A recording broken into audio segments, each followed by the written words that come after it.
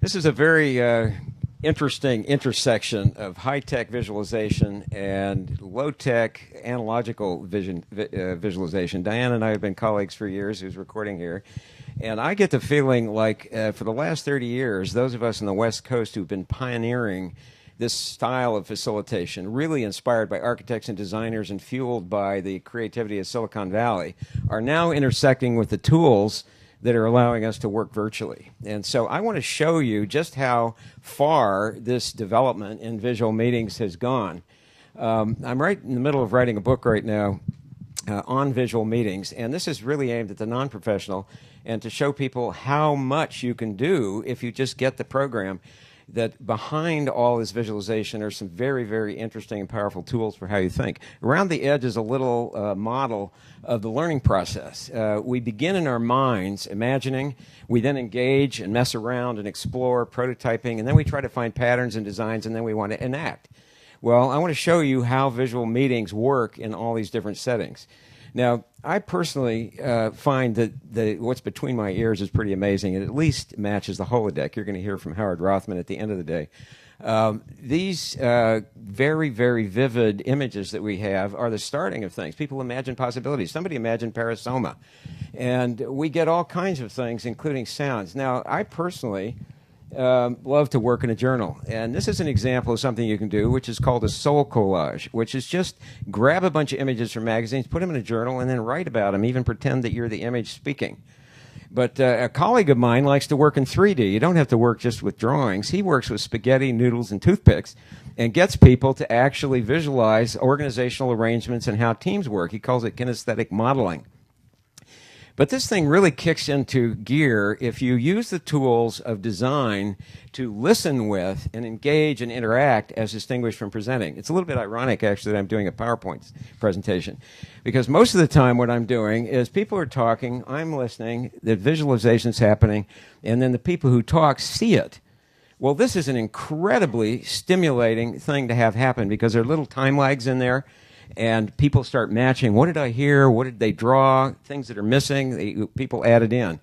So here's an example of me and my own company doing visual listening.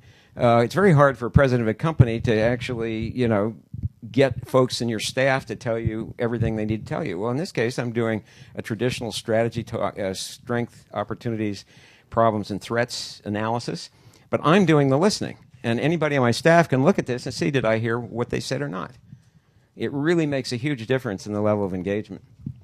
Now, we took this same activity, and West Coast Green is having one of the big conferences for builders who are trying to come up with green building. We put up an action hub where anybody could wander into this room and get visualized for an idea they had. And so we had dozens of people come in during the several days of the conference. They all got visualized in the way Diana's doing it, up on the wall, and then they all funneled into a hot ideas session at the end. It was one of the top-rated things in this conference, people getting listened to, basically. Here in China, we didn't touch the markets at all. We just had teams in this consulting company do their own case studies. They're drawing out a case study of a consulting project, and we had about 3 or 4 of them, and we're able to exchange very sophisticated information. This is Ole Kvist Sorensen from Bigger Picture in Denmark. He had a whole group of visual practitioners over in Copenhagen running right alongside the Copenhagen conference, visualizing what they were hearing and also really tough concepts. He's working on an environmental template right there. So there's a lot you can do to kind of show people the larger environment. You don't have to necessarily either work with pictures. In this case, this is a healthcare system in Minnesota, and we've just done a big vision across the wall there, but we're just using simple sticky dots to have everybody get up physically, sticky dot what they liked, and the minute they step back, you would see a pattern of where their compassion and focus is. Just the physical act of getting up out of your chair does a lot to engage people in a meeting. So active visualization for engagement is just about one of the most direct routes to getting people involved in a meeting. But the real power, one of the real powers in visualization is that it is, in fact, the way we understand systems. We understand systems by mapping them and displaying them.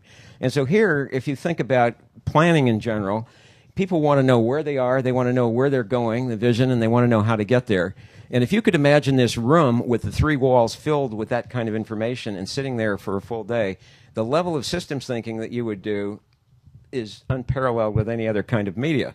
Now, I think Minority Report and some of those other movies are showing, and even Navatar are showing what is going to come when these walls show up. We're still a few years away from it, but this methodology is going to be extremely hot when that happens.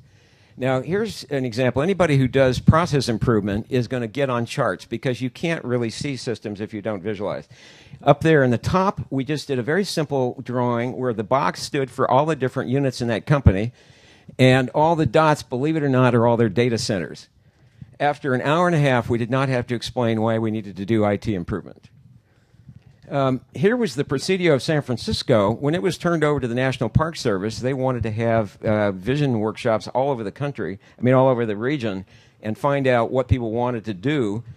The problem with public meetings in this area is they're almost a blood sport in terms of people showing up and wanting to attack ideas and things, and people have legitimate interests. The dog runners want to know, the windsurfers want to make sure their interests are projected. On this map, which shows 5 years of planning, every yellow circle is where people can have public input. And the 5 channels are the 5 different planning processes that were occurring in parallel but not coordinated.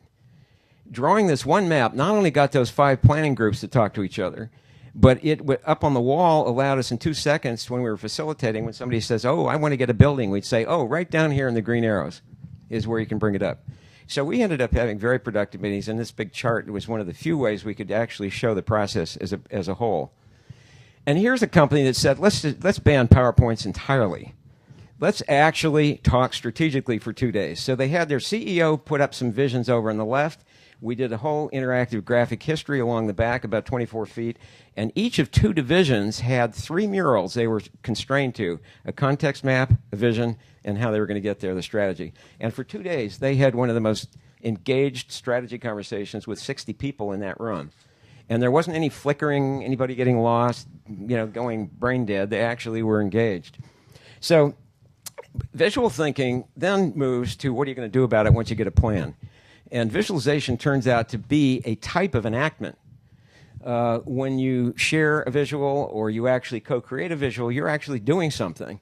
And in this case, a sporting goods company decided that its vision for one of its internal units was going to be the Olympics, and they ended up coming in at the end when they were sharing it with all their colleagues as an Olympic team, carrying the torch of culture, and as a group explained their whole vision. Well, everybody remembers it to this day, and they got little copies of this big visualization.